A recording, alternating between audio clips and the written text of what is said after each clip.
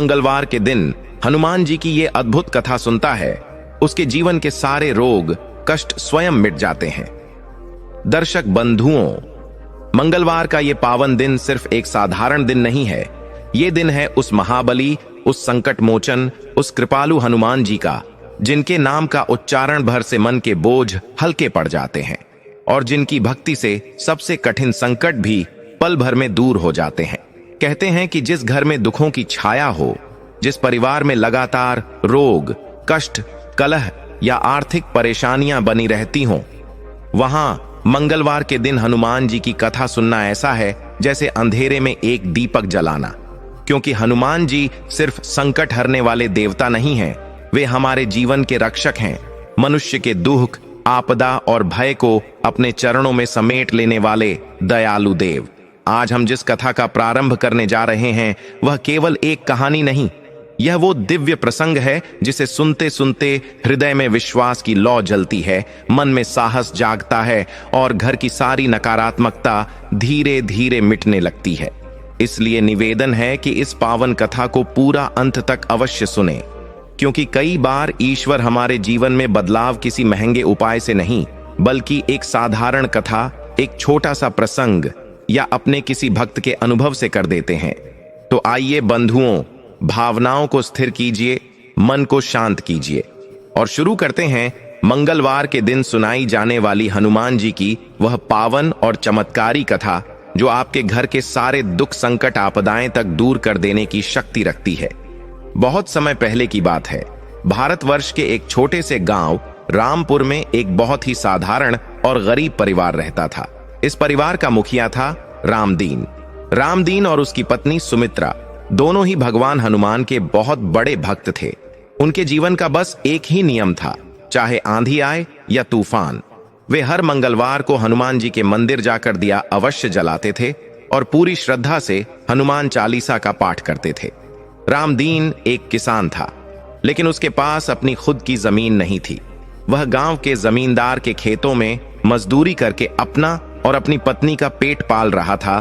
गरीबी उनके जीवन में इस कदर छाई हुई थी कि कई बार उन्हें 2 वक्त की रोटी भी नसीब नहीं होती थी, लेकिन उनके चेहरे पर कभी भी दुख की लकीरें नहीं देखी गईं।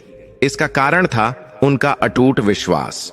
वे हमेशा यही कहते थे कि जब तक हमारे सिर पर संकट मोचन हनुमान का हाथ है, हमें कोई दुख तोड़ नहीं सकता।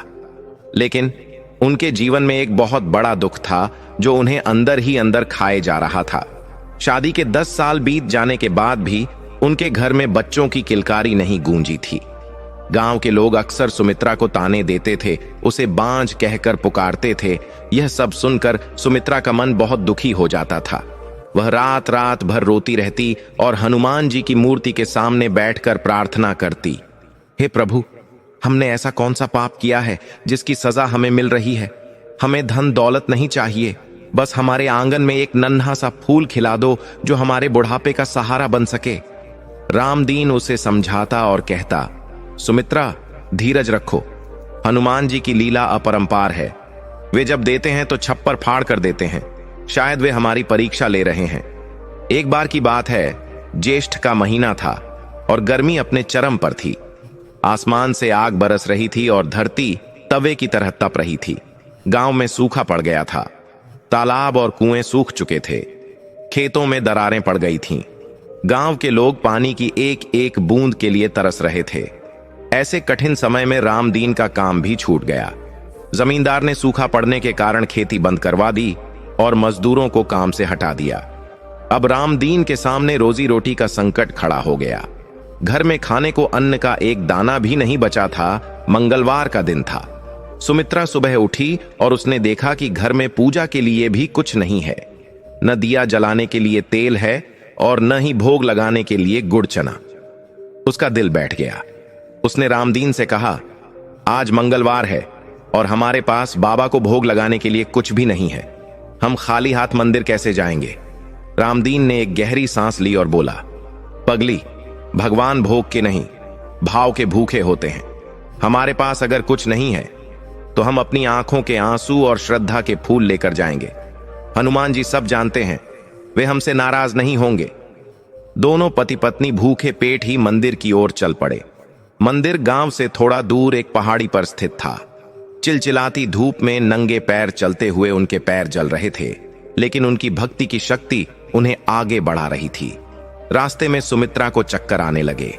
वह कमजोर तो थी ही, ऊपर से कई दिनों से ठीक से खाना नहीं मिला था। वह लड़खड़ा कर गिरने ही वाली थी कि रामदीन ने उसे संभाल लिया। उसने कहा, हिम्मत मत हारो सुमित्रा, बस हम पहुंचने ही वाले हैं। देखो, वह रहा मंदिर का शिखर। मंदिर को देखते ही जैसे उनके शरीर में नई ऊर्जा का संचार हो गया। मंदिर पहुंचकर उन्होंने देखा कि वहां गांव के और भी लोग आए हुए थे। सब अपनी अपनी परेशानियों को लेकर हनुमान जी के दरबार में अर्जी लगाने आए थे। कोई अपनी बीमारी से परेशान था तो कोई कर्ज के बोझ तले दबा हुआ था।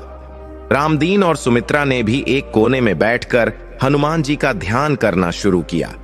उनकी आंखों से आंसू बह रहे थे और वे मन ही मन प्रार्थना कर रहे थे। तभी वहां एक चमत्कार हुआ। मंदिर के पुजारी जी, जो बहुत ही सिद्ध संत माने जाते थे, उनकी नजर रामदीन और सुमित्रा पर पड़ी। उन्हें ऐसा लगा जैसे हनुमान जी की मूर्ति से एक दिव्य प्रकाश निकलकर उस गरीब जोड़े की ओर जा रहा है। पुजारी जी उनके पास आए और बोले, बेटा, मैं देख रहा हूं कि तुम दोनों बहुत कष्ट में हो, लेकिन तुम्हारी भक्ति बहुत सच्ची है। आज रात मुझे स्वप्न में हनुमान जी ने दर्शन दिए थे और कहा था कि आज मेरे कुछ बहुत ही प्रिय भक्त मंदिर आएंगे, उनकी झोली खाली नहीं रहनी चाहिए। यह सुनकर रामदीन और सुमित्रा हैरान रह गए। उन्होंने पुजारी जी के चरण स्पर्श किए। पुजारी जी ने उन्हें एक पोटली दी और कहा, इस पोटली में कुछ बीहड़ वन की जड़ी बूटियां और हनुमान जी का आशीर्वाद है। इसे ले जाओ और अपने घर के आंगन में दबा देना। और हां, आज से ठीक अगले मंगलवार को एक विशेष अनुष्ठान करना। रामदीन ने कांपते हाथों से वह पोटली ले ली। उसे समझ नहीं आ रहा था कि यह क्या हो रहा है, लेकिन उसे इतना विश्वास था कि यह सब बजरंगबली की ही कृपा है। वह पोटली लेकर वे दोनों घर वापस आ गए। घर आकर उन्होंने वैसा ही किया जैसा पुजारी जी ने बताया था। उन्होंने अपने सूखे आंगन के बीचों बीच एक गड्ढा खोदा और उस पोटली को वहां दबा दिया। उस रात वे दोनों बिना खाए ही सो गए, लेकिन उनके मन में एक अजीब सी शांति थी। उन्हें लग रहा था कि अब उनके दुख के दिन खत्म होने वाले हैं। अगली सुबह जब रामदीन की आंख खुली तो उसे बाहर से कुछ शोर सुनाई दिया। वह दौड़कर बाहर आया तो उसकी आंखें फटी की फटी रह गईं। जिस जगह उसने वह पोटली दबाई थी, वहां रातों रात एक छोटा सा पौधा निकल आया था। और केवल इतना ही नहीं, उस पौधे पर एक बहुत ही सुंदर और चमकीला फूल खिला हुआ था, जैसा उसने अपने जीवन में कभी नहीं देखा था। उस फूल से एक भीनी भीनी सुगंध आ रही थी, जिससे पूरा घर महक रहा था। सुमित्रा भी बाहर आ गई और यह दृश्य देखकर वह खुशी से रो पड़ी। उसने कहा, देखो जी, यह हनुमान जी का संकेत है। हमारे सूखे आंगन में यह पौधा जीवन की उम्मीद बनकर आया है। उसी दिन शाम को गांव में एक खबर फैली। शहर से एक बहुत बड़ा व्यापारी आया था, जो गांव में एक गोदाम बनवाना चाहता था। उसे एक ईमानदार आदमी की तलाश थी जो उस गोदाम की देखरेख कर सके।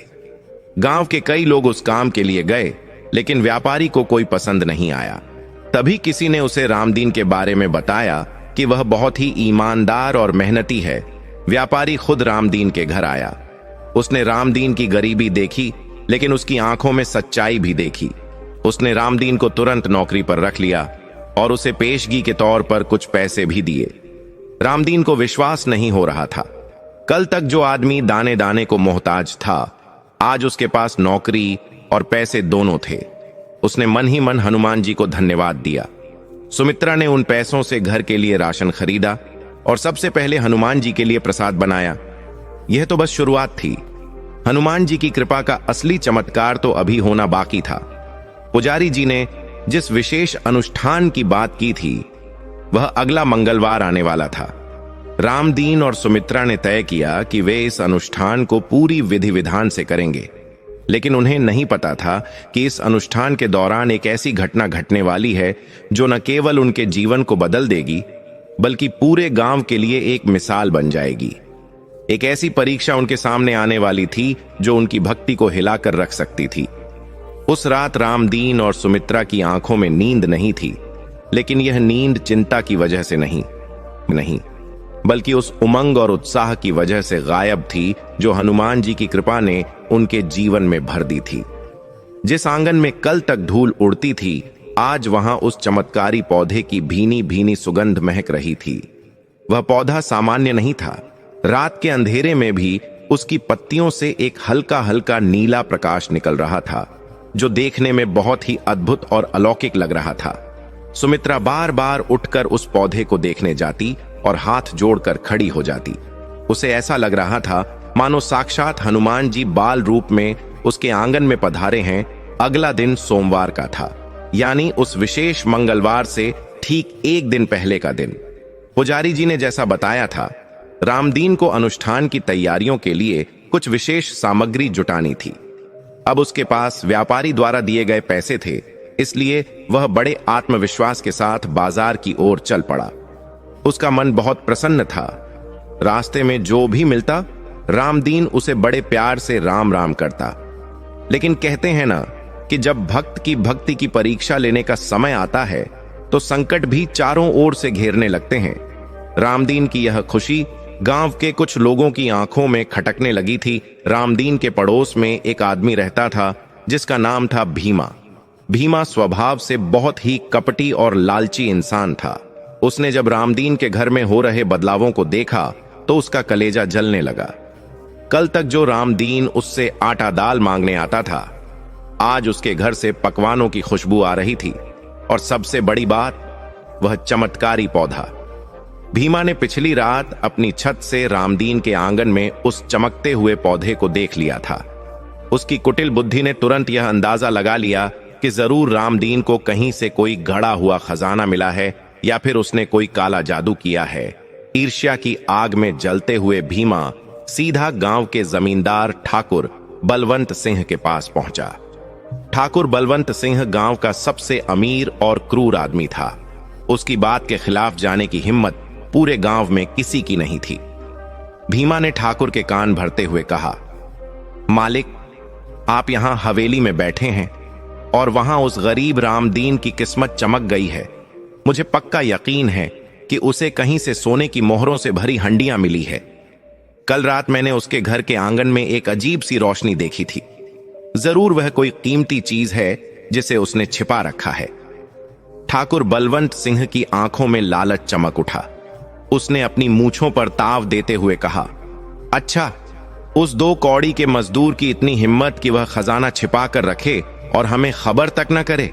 जाओ, अभी इसी वक्त रामदीन को पकड़कर हमारे सामने पेश करो। उधर रामदीन बाजार से खुशी खुशी पूजा का सामान लेकर घर लौटा ही था। उसने सुमित्रा को सारी सामग्री दिखाई। लाल चंदन, सिंदूर, चमेली का तेल, शुद्ध घी और लाल लंगोट। सुमित्रा ने बड़े चाव से पूजा की थाली सजानी शुरू की। दोनों पति पत्नी आने वाले मंगलवार के अनुष्ठान की बातें कर रहे थे कि तभी उनके दरवाजे पर जोर जोर से धक्के लगने लगे। रामदीन ने घबराकर दरवाजा खोला तो देखा कि ठाकुर के लठैत पहरेदार खड़े थे। बिना कुछ बोले उन्होंने रामदीन को कॉलर से पकड़ लिया और घसीटते हुए हवेली की तरफ ले जाने लगे। सुमित्रा रोती बिलखती उनके पीछे दौड़ी, लेकिन उन्होंने उसे धक्का दे दिया और रामदीन को ले गए। हवेली के आंगन में ठाकुर बलवंत सिंह हुक्का गुड़गुड़ा रहा था। रामदीन को उसके पैरों में पटक दिया गया। ठाकुर ने कड़कदार आवाज में पूछा, बोल रे रामदीन, वह कौन सा खजाना है जो तूने हमसे छिपा रखा है? सुना है तेरे घर में रात को रोशनी होती है। वह कौन सी मणि है? निकालकर हमारे हवाले कर दे, वरना तेरी चमड़ी उधेड़ दी जाएगी।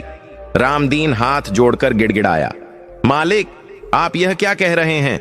मेरे पास कोई खजाना नहीं है। वह तो बस हनुमान जी का प्रसाद है, एक जड़ी बूटी का पौधा है जो पुजारी जी ने दिया था। उसमें मेरी कोई माया नहीं है सरकार। ठाकुर ने उसकी एक न सुनी। उसने कहा, तू ऐसे नहीं मानेगा। लगता है तेरी जुबान डंडे से खुलेगी।